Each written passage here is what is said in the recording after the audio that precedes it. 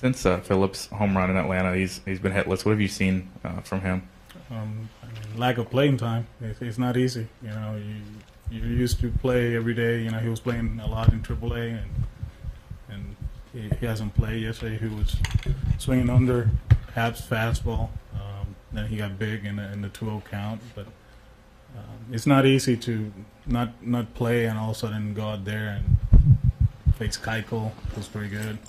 Hab was one of the best.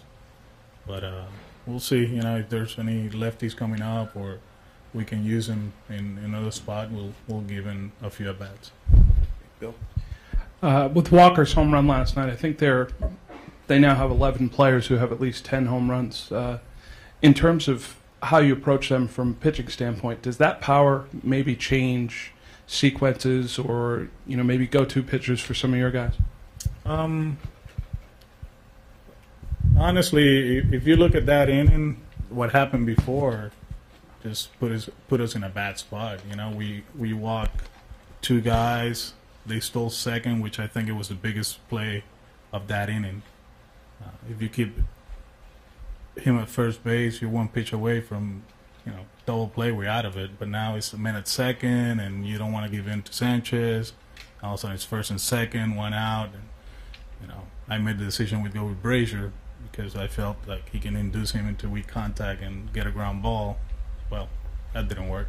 And but with them, we saw it in the 4-game series at home. We kept them in ballpark. I think just one. I think they hit one. But that's the key, with them. We talk about the heat maps, red and blue.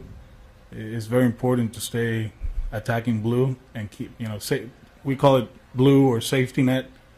Just keeping the ballpark, and if we do that, or anybody does that against them, you have a good chance to beat them. But when they hit the ball at the ballpark, they're tough. You just saw it yesterday. I mean, it looked like offensively they were struggling. All of a sudden, 2 walks and 1 big swing, and that's the ball game.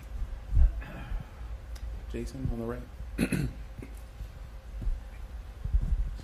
With Rodriguez tomorrow, do you have a limited pitch count for him going into that one? 6 innings. Stay there, 6 inning. The next one is probably kind of like the same way, and then we'll see how we play it off the last weekend against New York. Like I said, when you guys ask me how we're gonna play them, the most important thing is for us to be ready for what's next. I know it sounds bad probably for other teams, but you play 162 games, so they're done a good job winning games the whole season. But we understand that, hey, we got to take care of our guys, and I think that's what we're gonna do. Do you have any of your starters that you want to try out of the bullpen before the season's over? I think we're gonna team up Nate and Rick, probably that last weekend, using Nate out of the bullpen that Friday, I think it is, the way it's lining up. It should be, for you guys, it's going to be Sale on Friday, Rick on Saturday. Somebody will start on Sunday. Then Nate, then David, and then Chris against Baltimore. And then it should be Porcello and Eduardo, and then we'll see. Yeah.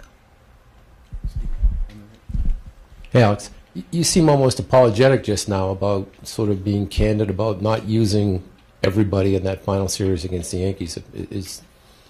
Are you apologetic about it? I mean, that's kind of the way it is, isn't it? Or? If it sounds that way, my bad. But I mentioned it the other day. Our goal is our goal, and we have to take care of our business. And I know this conversation always happens when I was working on that side. Like people are like, oh, they have to play they owe it to the other teams. I'm like, no, it doesn't work that way.